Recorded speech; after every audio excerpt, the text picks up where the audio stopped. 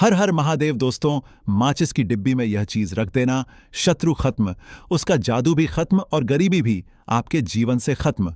शुरू से घर में गरीबी हो, पैसा ना टिकता हो, कर्ज हो, और चाहे आपके 1000 शत्रु हो, लाख शत्रु हो या करोड़ ही शत्रु क्यों ना हो, सिर्फ माचिस की डिब्बी में एक छोटी सी चीज आपको रखनी है और जीवन से हमेशा के लिए शत्रु की छुट्टी हो जाएगी। मतलब चाहे आपके गुप्त शत्रु हो या फिर वह शत्रु जिन्हें आप जानते हैं ऐसे दुश्मन जिन्होंने आपको परेशान कर रखा है, तो ऐसा समझ लीजिए, अब माचिस की डब्बी आपके जीवन से शत्रुओं को दूर कर देगी। ऐसा अचूक और ऐसा उत्तम उपाय हम आपके लिए लेकर आए हैं कि इस उपाय को करते ही आपके शत्रुओं की बैंड बज जाएगी, शत्रु की सारी ताकत खत्म हो जाएगी, शत्रु कुछ करने के लायक नहीं बचेंगे। आज जो आपको अपनी ताकत दिखा रहे हैं, आपसे दुश्मनी रहे हैं, बिना गलती के भी अगर आपके साथ बुरा कर रहे हैं, ऐसा समझ लीजिए आज से उनकी उल्टी गिनती शुरू हो जाएगी। जब से आप इस उपाय को कर लेंगे, शत्रु मुक्ति का इतना अचूक उपाय आपके लिए लेकर आए हैं कि इस उपाय को करने से शत्रु पूरी तरह परास्त भी हो जाएंगे और कभी जीवन में लौट कर नहीं आएंगे। मतलब गलती नहीं करेंगे आपको परेशान करने की, आपको कष्ट देने की या आप ऊपर किया कराया करवाने की। और अगर उन्होंने कुछ करवा रखा होगा, जैसे बहुत सारे जो लोग होते हैं, जो शत्रु होते हैं, वो तांत्रिकों के पास, बहुत सारे लोगों के पास जाकर कुछ इस तरह का किया कराया करवा देते हैं कि व्यक्ति को हर तरफ से बर्बाद कर देते हैं। लेकिन आप विश्वास मानिए, जो उपाय हम आपके लिए लेकर आए हैं, इस उपाय को करने से आपके जीवन से शत्रु की छुट्टी भी होकर रहेगी और फिर कभी शत्रु को परेशान नहीं कर पाएंगे। इस उपाय को करने में आपका कोई 1 रुपया नहीं लगने वाला है। सिर्फ और सिर्फ आपको माचिस से यह उपाय करना है। और माचिस तो हर किसी के घर में होती है और माचिस से ही आप अपने शत्रुओं को, अपने दुश्मनों को अपने जीवन से निकालकर बिल्कुल दूर कर सकते हैं। कभी आपको शत्रु परेशान नहीं करेंगे। जब माचिस का छोटा सा उपाय आप करेंगे, आपको माचिस में बस एक चीज रखनी है। कौन सी चीज, कैसे रखनी है, किस दिन यह उपाय आपको करना है, पूरा आपको वीडियो में बताने वाले हैं। लेकिन उससे पहले आपको लगाना है जयकारा। देखिए, जयकारा सबसे पहले इसलिए लगा दीजिए क्योंकि जैसे ही जयकारा लगाते हैं, बालाजी महाराज की कृपा सीधे सीधे आपको मिलती है। तो पूरी सच्ची श्रद्धा से जय श्री राम या जय बालाजी महाराज जरूर लिख दें, जिससे कि बालाजी महाराज का आशीर्वाद आपको और आपके पूरे परिवार को मिलता रहे। क्योंकि इनका आशीर्वाद जिन्हें मिलता है ना, का उनका अहित नहीं होता, उनका हमेशा कल्याण ही होता है। इसीलिए और वीडियो को लाइक, चैनल को सब्सक्राइब जरूर कर ले, क्योंकि बालाजी महाराज के आशीर्वाद से आपकी समस्या के हल आपको मिलते हैं। यह वीडियो आप तक पहुंचती है, उपाय आप तक पहुंचते हैं, उन्हीं का आशीर्वाद है। तो उनका आशीर्वाद बना रहे और हमेशा आपके घर में धन, सुख, समृद्धि आए, ऐसी कृपा बालाजी महाराज आप पर करें। तो चलिए जल्दी से बात कर लेते हैं उपाय की। देखिए, उपाय स्त्री भी कर सकती है, पुरुष भी कर सकते हैं। यह उपाय आप किसी भी दिन कर सकते हैं, ठीक है ना। बुधवार का दिन है, शनिवार का दिन है, रविवार का दिन है, अमावस्या के दिन भी आप इस उपाय को कर सकते हैं। तो करने का मतलब है किसी भी दिन आप इस उपाय को कर सकते हैं, क्योंकि यह एक टोटका है और टोटके किसी भी दिन आप कर सकते हैं, ठीक है ना। गुप्त शत्रु के लिए भी कर सकते हैं, और जिन लोगों को आप जानते हैं कि यह व्यक्ति मेरा दुश्मन है, उसके लिए भी आप यह उपाय कर सकते हैं। किस समय करना है? सुबह, शाम, दोपहर, किसी भी समय यह उपाय आप कर सकते हैं। तो चलिए बात कर लेते हैं उपाय की। देखिए, जयकारा नहीं लगाया हो तो जल्दी से जयकारा लगा दीजिए। सबसे पहले आपको एक माचिस लेनी है, माचिस की पूरी डब्बी लेनी है। माचिस भरी हुई होनी चाहिए, तीली उसके अंदर हो। खाली माचिस बिल्कुल आपको नहीं लेनी है, भरी हुई माचिस लेनी है। साथ ही साथ एक छोटा सा कागज आपको लेना है। कागज ऐसा ले जिस पर कोई लाइन ना हो, कुछ लिखा हुआ ना हो, सिंपल कागज, सफेद रंग का। साथ ही साथ आपको क्या करना है, काले रंग का एक पेन भी लेना है। तो काले रंग का मार्कर होता है, वो भी आप ले सकते हैं, कोई भी पेन ले लीजिए, रंग काला होना चाहिए। अब आपको क्या करना है, जो कागज आपने लिया है, ठीक है ना, उस कागज के ऊपर आपको अपने शत्रु का नाम लिखना है। अगर का नाम पता है तो मान लीजिए, शत्रु का नाम पता ही नहीं है, या शत्रु बहुत हैं या गुप्त शत्रु हैं जिनके बारे में आप जानते ही नहीं। क्योंकि देखिए, गुप्त शत्रु का कोई पता नहीं लगा सकता। बहुत सारे कम ऐसे लोग हैं जिन्हें पता होता है कि हाँ, गुप्त शत्रु हैं। हमारे यह पता लग जाता है किसी तरीके से। आधे से ज्यादा केस में गुप्त शत्रु के बारे में पता ही नहीं चलता है। इसलिए आप नाम ना लिखकर शत्रु या गुप्त शत्रु लिखेंगे। पर्ची पर तो आपको ज्यादा लाभ होगा। इससे क्या होगा, आपके जितने भी शत्रु हैं, ना 2 हैं, 3 हैं, 4 हैं, 1000 हैं, कितने भी हैं, सभी परास्त हो जाएंगे और सभी आपके जीवन से दूर हो जाएंगे। मतलब उनकी पूरी ताकत खत्म हो जाएगी, कुछ आपका नहीं बिगाड़ पाएंगे। तो कोशिश वह कितनी भी कर ले कि आपका नुकसान करना है, धन हानि करनी है, व्यापार खराब करना है, लेकिन सिर्फ कर कुछ नहीं पाएंगे।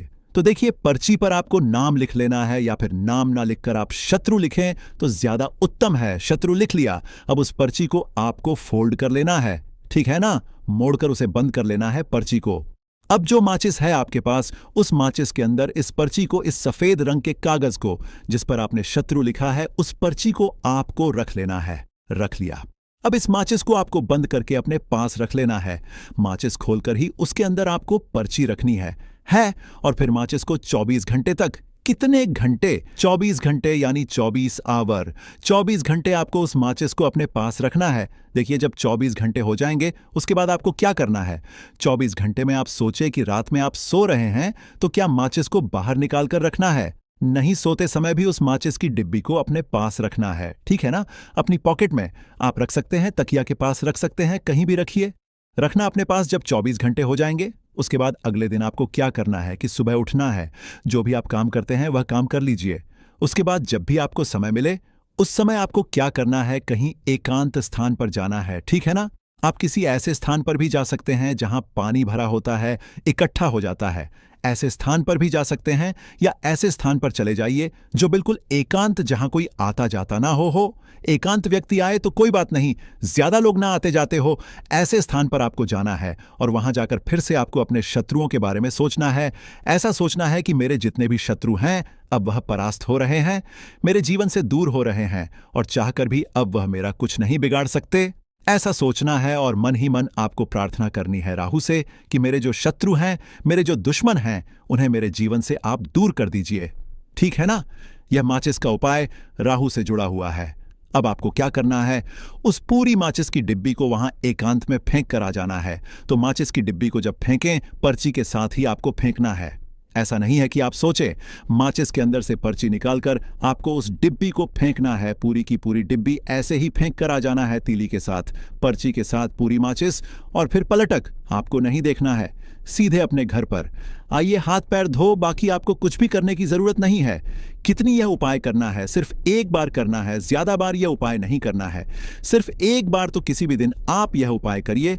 शत्रु 1 हो, 2 हो, लाख हो, 1000 हो, करोड़ ही क्यों ना हो, आपके जीवन से दूर हो जाएंगे और कभी आपको परेशान नहीं कर पाएंगे। तो बहुत उत्तम, बहुत अचूक उपाय है, करिए और रातों रात इसका चमत्कार देखिए। देखिए, यह उपाय स्त्री पुरुष कोई भी कर सकता है। किस समय करना है? सुबह में, दोपहर, कभी भी इस उपाय को आप कर सकते हैं, किसी भी दिन कर सकते, ठीक है ना।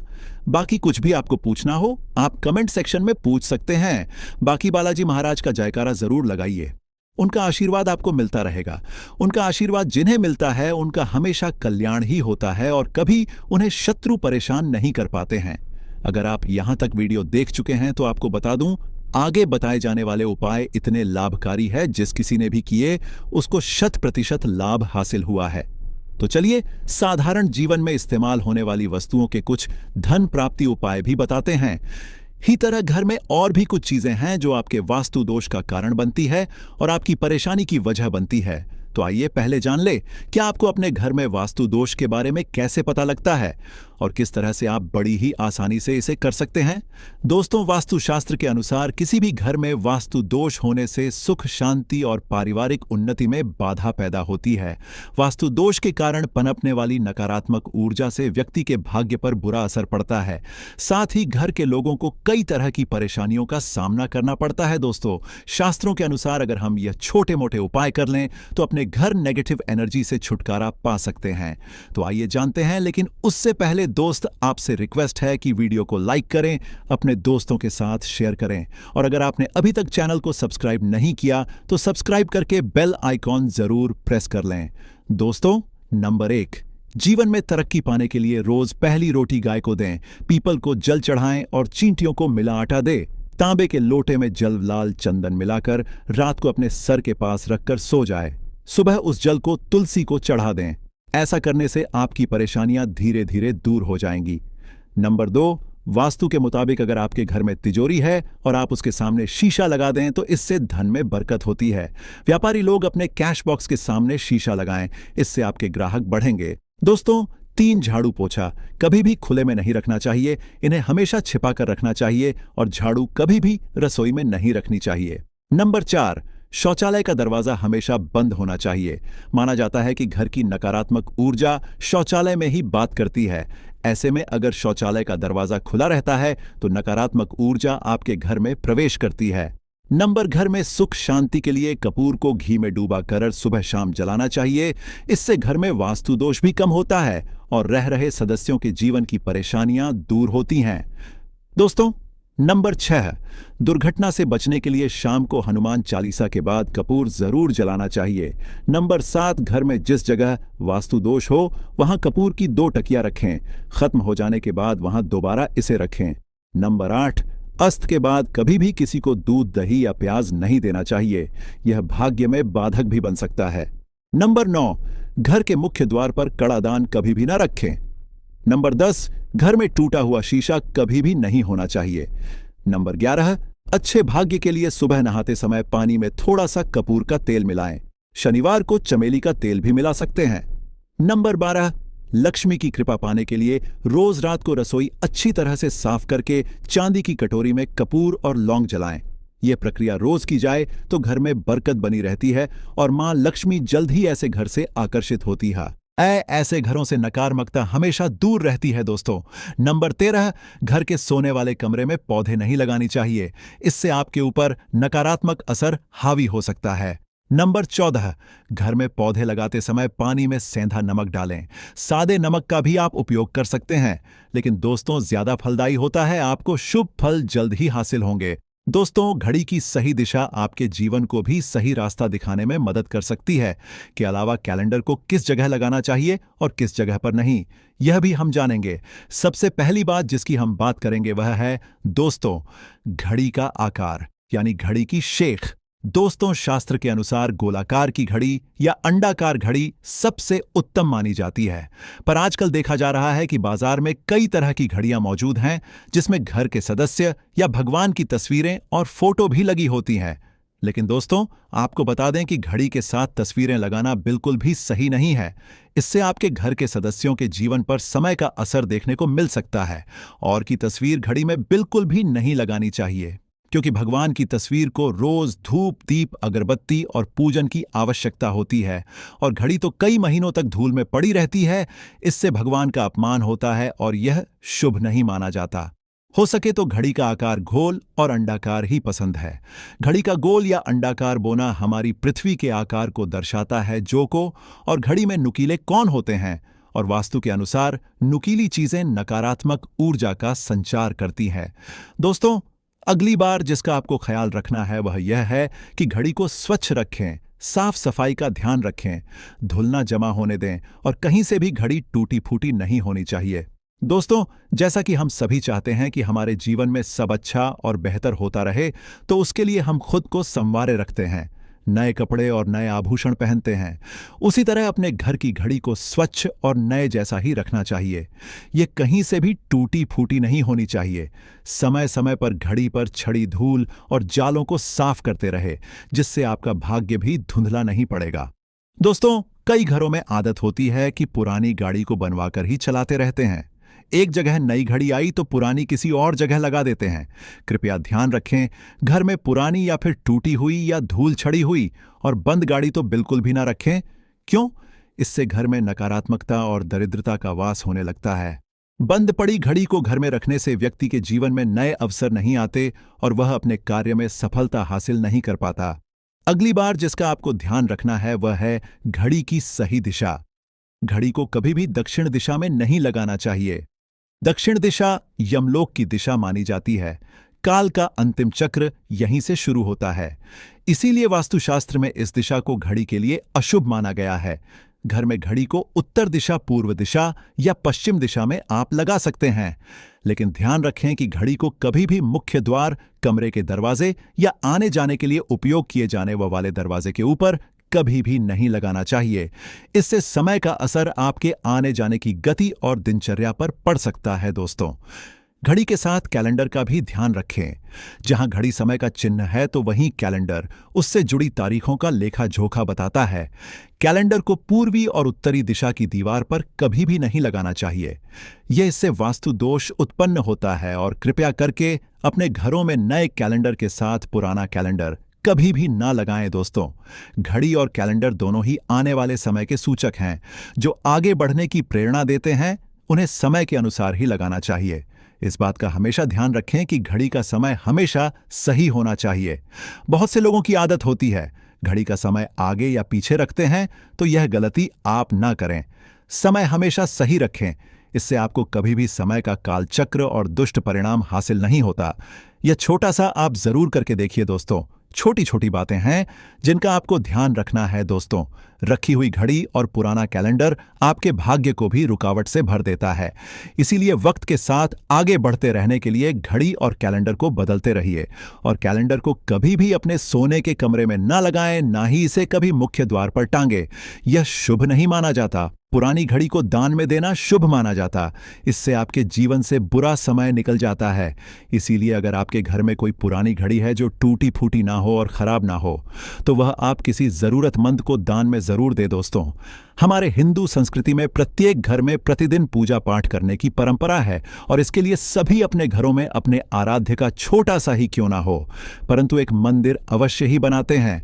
नियमित पूजा पाठ करने से न सिर्फ मानसिक शांति मिलती है, बल्कि पूरे घर में सकारात्मक ऊर्जा भी व्याप्त हो जाती है। परंतु यह बात भी सच है कि पूजा पाठ करने के कुछ नियम भी होते हैं, जिन्हें यदि हम कर देते हैं तो हमें हमारी पूजा का पूरी तरह से फल हासिल नहीं होता। पूजा करने के नियम प्राचीन काल से ही चले आ रहे हैं, जो कि एक ठोस धरातल पर आध्यात्मिक और वैज्ञानिक दोनों ही दृष्टिकोण से ध्यान में रखकर बनाए गए हैं।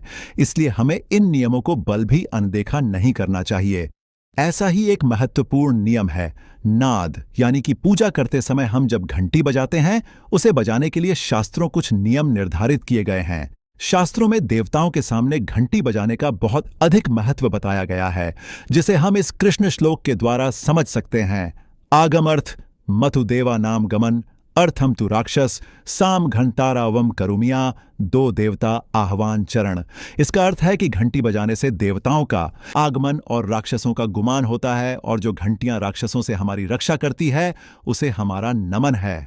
तो चलिए दोस्तों, जान लेते हैं कि पूजा करते समय जब हम घंटी बजाते हैं तो उसके पीछे क्या कारण है, घंटी को बजाने के क्या नियम है, और पूजा के वक्त घंटी बजाते समय होने वाली गलतियां कौन सी है जो हमें भूलकर भी नहीं करनी चाहिए। दोस्तों, क्या आपने कभी अपने घर के मंदिर में रखी हुई घंटी को ध्यान से देखा है? अगर आप ध्यान से देखेंगे तो आपको घंटी के ऊपरी हिस्से पर, यानी जहां से हम इसे पकड़ते हैं, उस पर गरुड़ बना हुआ देता है। अंततः घर पर जो हम घंटी इस्तेमाल करते हैं उसे गरुड़ घंटी कहा जाता है। पूजा करते समय गरुड़ घंटी का उपयोग भगवान को आमंत्रित करने, अर्थात भगवान का आवाहन करने के लिए किया जाता है, जिससे एक सुंदर ध्वनि से भगवान का आवाहन करने का आभास होता है। जब हम विधि विधान से पूजा करते हैं तो उसमें घंटी का उपयोग अवश्य रूप से करते हैं। पूजा संपन्न होने पर आरती करते विशेष रूप से नाद होना चाहिए, नहीं तो हमारी पूजा आदि अधूरी मानी जाती है। परंतु हम में से अधिकांश लोग इसे मात्र एक सामान्य प्रक्रिया मानते हैं और पूजा करते समय घंटी बजाना भूल जाते हैं। तो आइए जानते हैं उन नियमों के बारे में। मतलब आज की वीडियो पूरी तरह से आपके प्रश्नों पर आधारित है, जिनका उत्तर मैं आपको शास्त्रों के अनुसार देने का पूरा प्रयास करूंगा। तो वीडियो को पूरा जरूर देखें, और अगर आपको आज की वीडियो अच्छी लगे तो इसे लाइक जरूर कीजिए। जय मां लक्ष्मी आपके इस वीडियो को जो भी लाइक और चैनल को सब्सक्राइब करें, उसके जीवन में कभी भी धन की कमी ना होने देना। दोस्तों, हमारे प्राचीन शास्त्र की मान्यता है कि सृष्टि के निर्माण के समय सबसे पहले जो बड़ी सी ध्वनि निकली थी वह घंटी की आवाज के समान सुनाई दी थी। घंटी की ध्वनि में ओम का नाद का भी आभास होता है।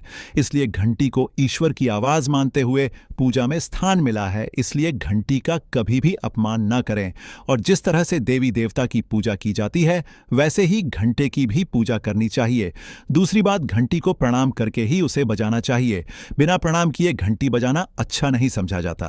दोस्तों, आपने अक्सर यह महसूस किया होगा कि पूजा करते समय जैसे ही घंटी बजाई जाती है तो पूरे घर के साथ साथ संपूर्ण वातावरण शुद्ध और पवित्र सा हो जाता है और चारों ओर सकारात्मकता फैल जाती है।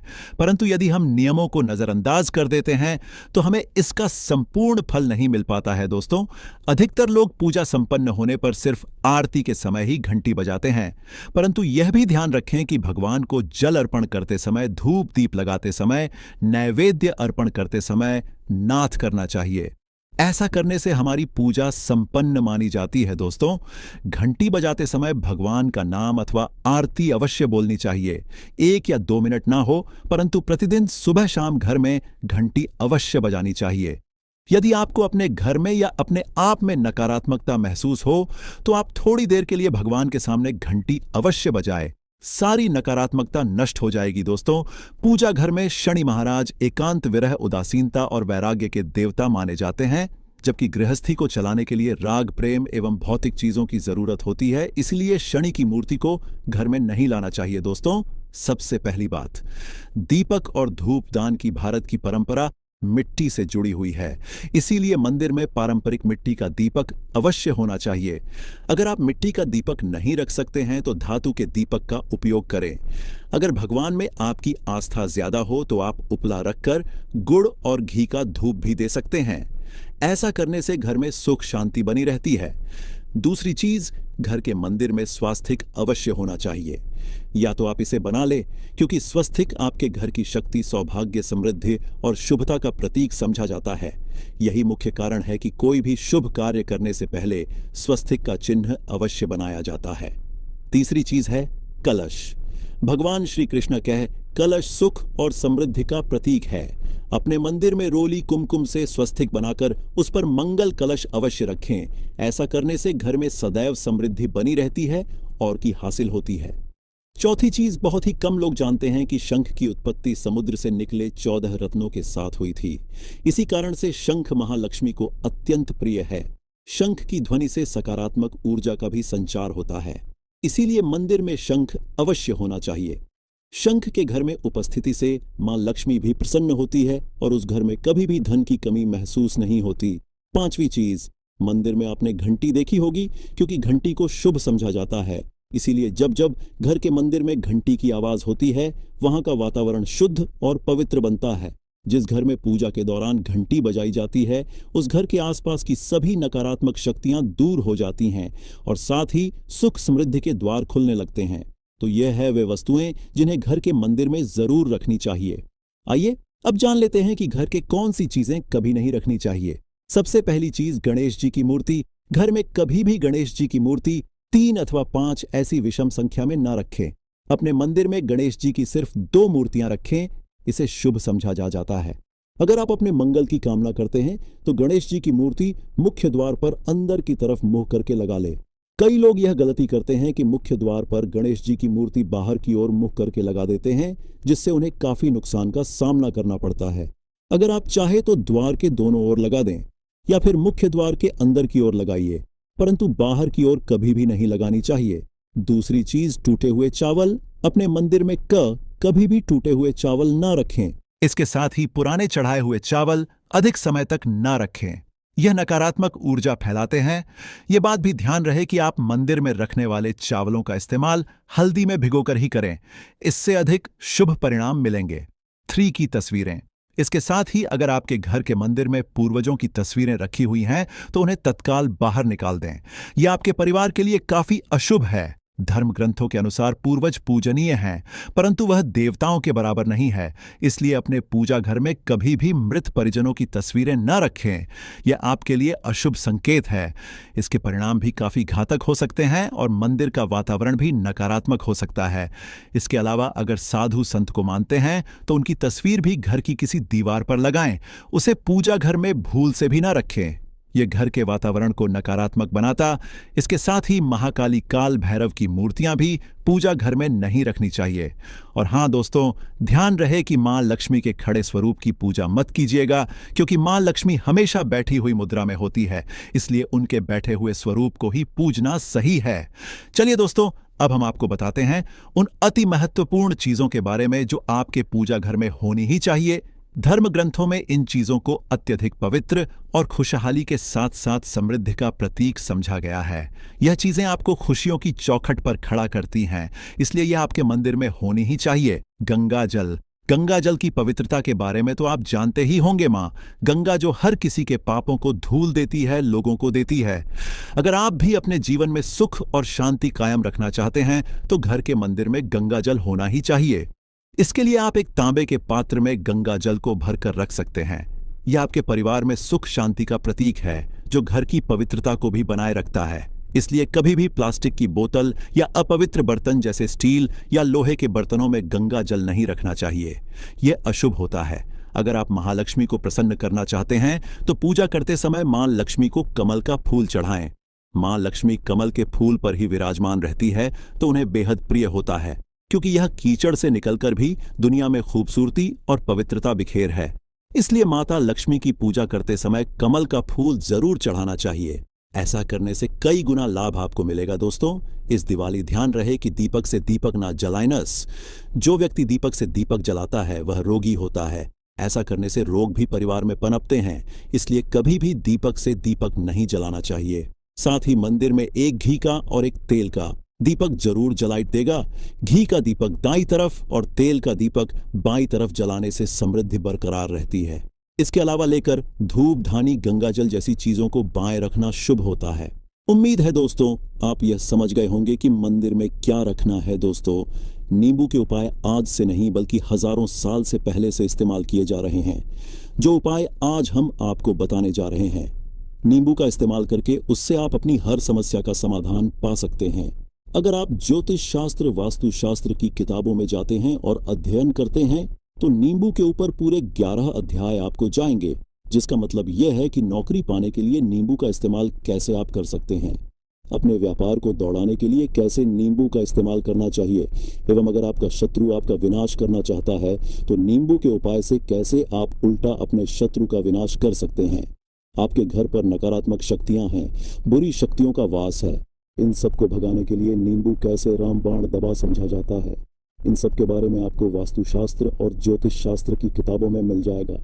दोस्तों, अगर आपका भाग्य सौ चुका है, आपके घर पर ऐसी शक्तियां आ गई जिसकी वजह से आपके घर में लड़ाई होती रहती है, पति पत्नी में बनती है, तो दोस्तों आज के जो उपाय हम आपको बताने जा रहे हैं वो आपकी सारी समस्याओं का समाधान कर देंगे। स्वास्थ्य की दृष्टि से नींबू बहुत ज्यादा लाभदायक होता है। साइंस की भाषा में अगर कहे तो नींबू में विटामिन सी बहुत ज्यादा होता है। एसिडिटी आपको प्रॉब्लम है, पेट खराब रहता है, तो नींबू उसमें रामबाण की तरह काम करता है। दोस्त, और नींबू के अंदर इतनी ताकत होती है कि वह एक से एक बड़ी समस्याओं को चुटकी में खत्म कर सकता है, कई बाधाओं को एकदम हमेशा के लिए पास से हटा सकता है। इसलिए अगर आप भी चाहते हैं कि आपके ऊपर माता लक्ष्मी का आशीर्वाद हो, भगवान भोलेनाथ आपको आशीर्वाद दे, तो यह वीडियो बिना भगाए अंत तक देखिएगा, क्योंकि इस वीडियो में आज आपको पता चलेगा कैसे नींबू के 10 उपाय करके आप अपने जीवन की हर परेशानी को खत्म कर सकते हैं। आपको हम एक एक उपाय के बारे में अब बताने जा रहे हैं, इसलिए बहुत गंभीरता से वीडियो को देखिएगा। देखिए दोस्तों, कई लोग ऐसे होते हैं कि वीडियो देखते हैं, यकीन मानिए अगर आपने एक पॉइंट भी मिस कर दिया तो आप अपना ही नुकसान करेंगे, क्योंकि अधूरा ज्ञान हमेशा खतरनाक साबित ही हुआ है। इसलिए वीडियो को अंत तक जरूर देखिएगा। दोस्तों, सबसे पहले तो आप लोग कमेंट बॉक्स में आकर हर हर महादेव लिख दो, क्योंकि अगर भगवान भोलेनाथ ने किसी को आशीर्वाद दे दिया तो उसका काल भी कुछ नहीं बिगाड़ सकता। और वीडियो लाइक करके तुरंत चैनल को सब्सक्राइब कर दो। दोस्तों, हर हर महादेव कमेंट बॉक्स में लिखना मत भूलिए। तो सबसे पहले आखिर कौन से वह 10 उपाय हैं